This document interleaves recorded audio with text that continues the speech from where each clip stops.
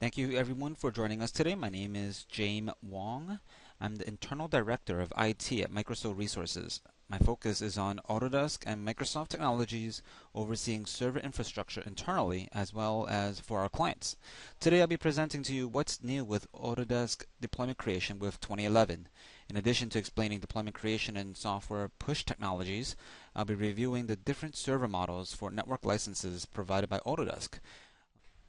So a quick little rundown of our agenda for this quick video. We're going to talk about prerequisites for deployment creation, different license models to serve up network licenses. There's a single, there's a distributed, and there's a redundant. We'll actually do a live demonstration of how to install LM tools and configuring it, as well as license management and reporting. We want to know how many licenses you use any given time, as well as asset reporting. And when you run into problems, we'll find out ways so you can troubleshoot deployments and license management. So stick around for that as well. Let's just briefly spend a few minutes reviewing some prerequisites to consider before we have any type of deployment or actually any type of installation. First, we need to review the installation document. I know that we can't say this more than enough times, but a lot of times there's a wealth of knowledge out there from the tech documents and the manuals. So just take a look at those and you will save yourself some trouble in the long run. Check your system requirements for your workstations as well as a server. We know that we sometimes assume that we have enough RAM or we have enough hard drive space or we have enough cores or dual cores or quad cores available. But as new technologies continue to grow and develop, we notice that a lot of the software becomes heavier. So just make sure you have enough system resources to take care of the software installation. Confirm that you also have administrative privileges. Sometimes you assume that you have your admin rights, but you actually need both admin rights on the server and as well as the workstation to create the deployment images. Turn off any antivirus and anti-spyware software that is taking place, as well as any domain-based agents that you have that are monitoring workstations to health checks, just to make sure that they don't block any of the processes that need to run during installation or deployment creation process. And if for serial number and product key, you're going to need those to create your deployment image. Those are typically found in the electronic fulfillment area email that Autodesk sends out, as well as behind the box. You can also get this information in the subscription center. The license server model, you're going to be required to specify which one you will be using, either single, distributed, or redundant. We'll get into a little more detail about that in a little bit. But know your server name and MAC address to get the license file, as well as if you're running any NIC teaming in your environment, to make sure that these NIC teams are started before Windows services start, and this will alleviate any redundant MAC address or rogue MAC address in your network. The most basic of the Autodesk Network License Management is actually a single license server model. The Network License Manager is actually installed on one server. It is the easiest to manage since you have nothing else to configure. The license file generated by Autodesk is applied to the server. It's a relatively pain-free 10-minute process. But there's a caveat to this painless process, is that if that one server fails, your users will have no licenses available. So even though that this process is very simple, it doesn't give you enough redundancy for larger offices. This is a average size firm of about 50 users. Anything over 50, you might want to consider having a distributed or redundant license model, which we'll get into next. Next up in the Autodesk Network Licensing model is the Distributed License Server model. The Distributed License Server model distributes licenses between multiple servers. The servers can actually be distributed across the WAN, so in different subnets and in different geographic locations. Each server will have a unique license file, and they are actually independent from each other. So you see the little angry cloud on the slide.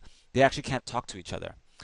This model is actually good for redundancy for geographic locations. I'll give you an example why is that if a user in subnet A actually can't get a license from its own subnet, you can actually configure that user, that workstation, to get a license from subnet B. And this can span different geographic locations and different sites.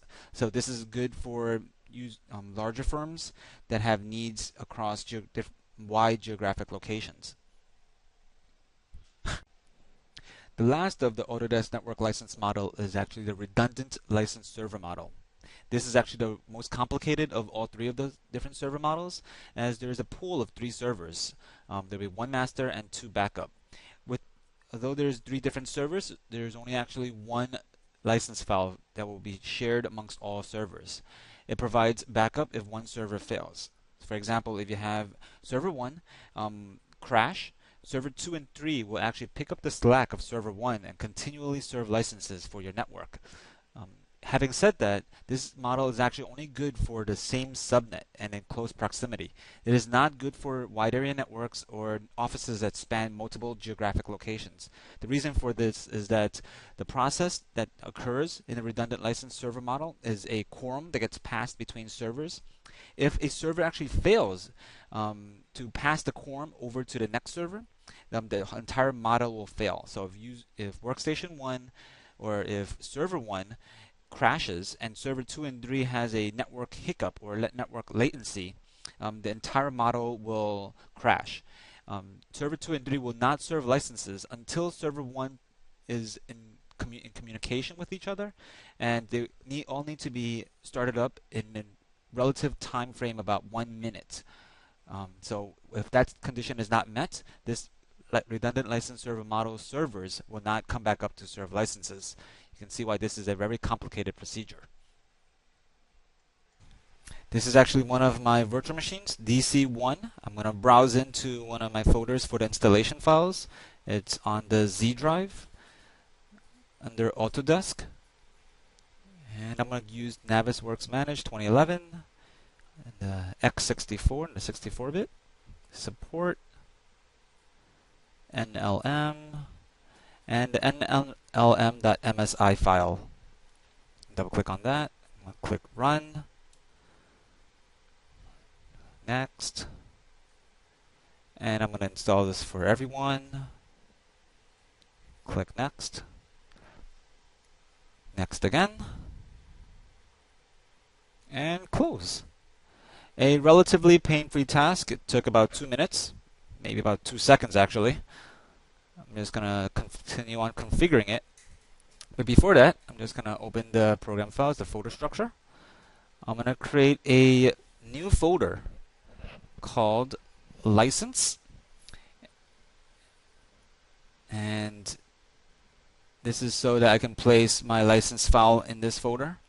You know, a lot of times we're going to have multiple license files, and having a folder just for licenses simplifies this process. Alrighty.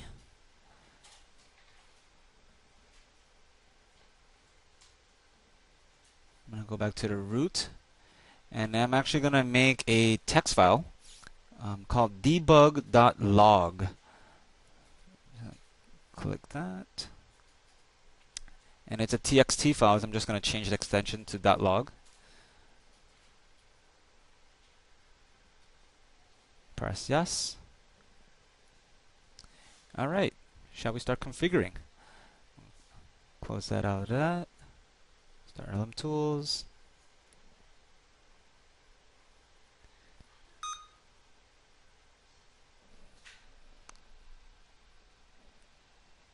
I'm going to check the version for this LM Tools, and then you notice that it's 2009, it's 11.7.0, that's the latest build. It's a 64-bit version. And I'm just going to go ahead and go to Config Services tab. In the path to LMGRD file, I'm just going to click Browse. I'm going to browse to the LMGRD file. I'm going to click Open. I'm going to click Browse for the license file. And that just create the folder. I'm just going to select the license file. And for the debug log file that we just created on the root, just select that. Click Open. And notice that there's a Use Services and a Start Server Power Up checkbox. Make sure those two are checked and saved. Click Yes. And in the Start, Stop, and Reread tab, you want to just start the server. You'll see that server start successful. That's a good sign. And continue over to the Server Status tab. And what I want to do is actually perform a status inquiry. And this will actually tell me all the licenses that I have on this server that's available. So you will see the time and day when it started. You're going to see the version number, the license file in use, as well as any licenses that you got available on your network. Alrighty. And I just want to check that the services are actually running. This is a good way to make sure that sometimes if you have no licenses available, if your license server is not running properly. Check the services in Windows, and you see here that it started automatic and run by the local system. So as you just seen in the previous demo, we just did a typical setup and configuration of LM Tools. It's pain-free. It took about, 2 minutes. So don't be afraid to start it up yourself. Some troubleshooting tasks that you want to keep aware of. If you want to know what licenses are available that Autodesk sent you, so that license file that Autodesk sent you, how many seats you have and which version and which software it contains, take a web browser and type in licenseparser.com. And if you browse into that website and browse into your license file, it actually does very well in reporting the license files available. Converting a installation of standalone to network licenses, that's actually came back for certain products, including 3D Studio Max, Revit. It is not available for AutoCAD based products, so keep aware of that when you make a deployment image. And if you want to use IP version 6 on your network and you want to have FlexLM compatible with IP version 6, there is actually a version of FlexLM that's dedicated for that. And as for you folks who out there who have geographic wide area networks, if your users are expected to go off site or you have multiple sites, make sure your firewall is open at port 2080 and the LMGRD port 27,000 to 27,009. Make sure those are open if you want your licenses to be across the WAN. Okay, just a few more slides to go. Let's talk a little bit about license management and reporting. As you all have known, there is a SAM report Lite included on all the Autodesk software. It's under deployments as well. It's for XP machines and up. So you got Vista 7, Windows 2003, Windows Server 2008. They can all use it. One caveat to mention is that you cannot run SAM report on RDP. So remote desktop does not work. You actually have to install SAM report locally and run that software locally. The alternatives are JTB Flex Report, Xformation. There's actually a host of license management and reporting software out there. The prices range from $100 to about $1,000 to $5,000. So just take your pick, according to your business needs. There's also a Autodesk Asset Locator.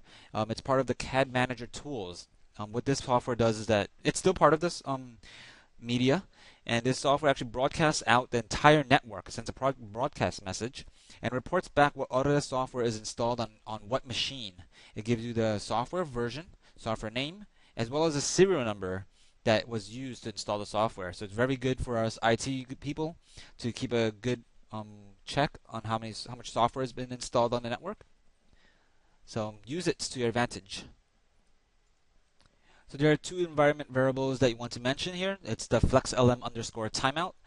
This is actually a timeout feature that prevents the software from timing out, so that if you have a user in different geographic locations or a slower network that can't reach the license server in time, it actually delays it from getting a timeout.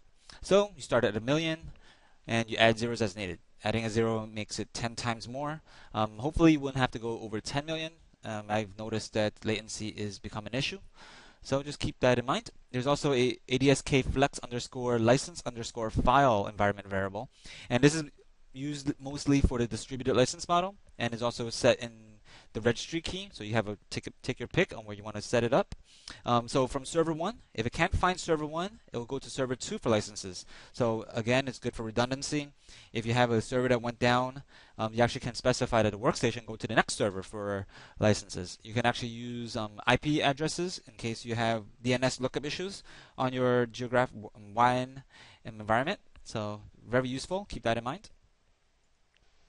So I hope everybody enjoyed the quick little video. I know there are a lot of topics that we covered today, but they're all vital for successful implementation. Gladly, there are a lot of documentation available, so please be sure to check those out as well. Any questions or comments? Feel free to shoot me an email. I also have a blog, thejame@wordpress.com. There's also a YouTube channel. Please check out our upcoming events at the microsoulresources.com website. All right, talk to you soon.